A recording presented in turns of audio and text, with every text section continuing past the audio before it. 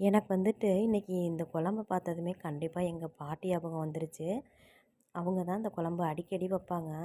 நாங்க வந்துட்டு எங்கேயாவது வெளியில போயிட்டு வரோம் அப்படின்னா, உடனே ஒரு 5 முட்டை, ஒரு 4 முட்டைய போல் வேக வச்சு வச்சுருவாங்க தனியா.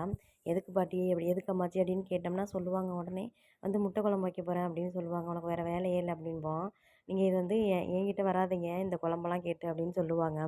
"நீங்க வந்து உங்க அம்மா சமைக்கிறத நீங்க சாப்பிடுங்கடி" அப்படின்னு சொல்லுவாங்க. ஆனா வந்துட்டு நம்ம அம்மா சமைக்கிறத காட்டியும் எனக்கு வந்து எங்கள் அம்மாச்சி வைக்கிற இந்த முட்டை குழம்பு மேல அவ்வளோ ஒரு ஆசை அதிகம்.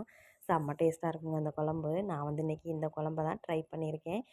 வீட்ல வந்து செம்மையா பாராட்டுனாங்க என்னைய. இந்த பாராட்டுகள் உங்களுக்கும் கிடைக்கணும்னா, கண்டிப்பா இந்த குழம்ப நீங்க வந்து வைங்க. எப்படி நான் முட்டை குழம்பு வச்சேன்னா, முதல்ல வந்துட்டு ஒரு 5 முட்டை போல வேக வச்சு எடுத்துக்கிட்டேன். கூடவே வந்துட்டு சாப்பாடையும் பக்கத்துல வச்சு விட்டாச்சு. ஒரு கடாயில கொஞ்சமா எண்ணெய் ஊத்திக்கிட்டேன். அது கூடவே வெந்தயம், சோம்பு, ஒரு கொத்து கருவேப்பில, ஒரு 20 பல்லு போல பூண்டு நல்லா வதக்கணும். வந்து பூண்டு வந்து மிஸ் பண்ணாம சேருங்க. இந்த குழம்புக்கு அல்டிமேட்டே இந்த பூண்டு தான் சொல்லணும். அது கூடவே 2 பெரிய வெங்காயம் சேர்த்துருக்கேன். அது கூடவே 2 தக்காளி நல்லா வதங்கணும். உப்பு கொஞ்சம் போட்டு நல்லா வதக்குங்க. வதக்குனதுக்கு அப்புறமா கொஞ்சம் மஞ்சத்தூள், மல்லித்தூள், மிளகாய்த்தூள் போட்டுட்டு நல்லா ஒரு பெரட்டு பெரட்டிறணும். கூடவே ஒரு முருங்கைக்காய் போட்டா செம்மையா இருக்கும் குழம்பு. நல்லா வாசமா இருக்கும். முருங்கைக்காய் நம்ம சாப்பிட்றோம், சாப்பிடல. பிடிக்குது, பிடிக்கல. முருங்கைக்காய் சேர்த்தா நல்லாவே குழம்பு வாசமா இருக்கேன்னு சொல்லிட்டு தான் நான் வந்து முருங்கைக்காய் சேர்த்துருக்கேன். அது கூடவே வந்துட்டு கொஞ்சமா புளித்தண்ணி. கொஞ்சம்னா ஒரு நெல்லிக்காய் சைஸு புளித்தண்ணி தான் ஊத்தணும். அதுக்கு மேலே வேண்டாம் புளித்தண்ணி.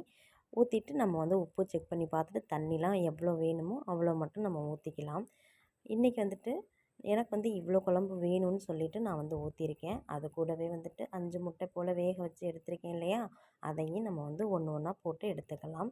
அப்புறமா வந்துட்டு இதுக்கு வந்து அல்டிமேட்டே வந்துட்டு 2 முட்டை வந்து முழுசா உடச்சி ஊற்றணுங்க. அப்போ தான் வந்து இந்த குழம்பு செம்ம டேஸ்ட்டாகவே இருக்கும். எங்கள் வீட்டில் நாங்கள் இது போல் தான் வச்சு சாப்பிட்றது அப்போல்லாம் வந்து சின்ன பிள்ளையா இருக்கும்போது. இப்போல்லாம் வந்துட்டு நான் வேறு மாரி இங்கேலாம் எனக்கு சொல்லிக் குடுத்தாங்க. என் நாத்தனார் வந்து தேங்காய், பெருஞ்சீரகம் இதெல்லாம் அரைச்சு ஊற்றி வைக்க சொல்லிக் குடுத்தாங்க. ஆனா வந்து எங்க அம்மா வீட்ல இப்படி தான் எங்க பாட்டி வச்சு எங்களுக்கு சொல்லிக் குடுத்துருக்காங்க இந்த குழம்பு வைக்க தான்.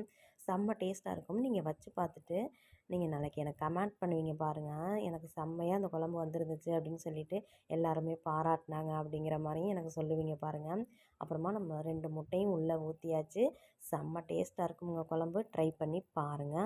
அப்புறம் வீடியோ பிடிச்சிருந்தா லைக் பண்ணி, சப்ஸ்கிரைப் பண்ணிக்கோங்க. பாய். மறக்காம கமெண்ட் பண்ணுங்க.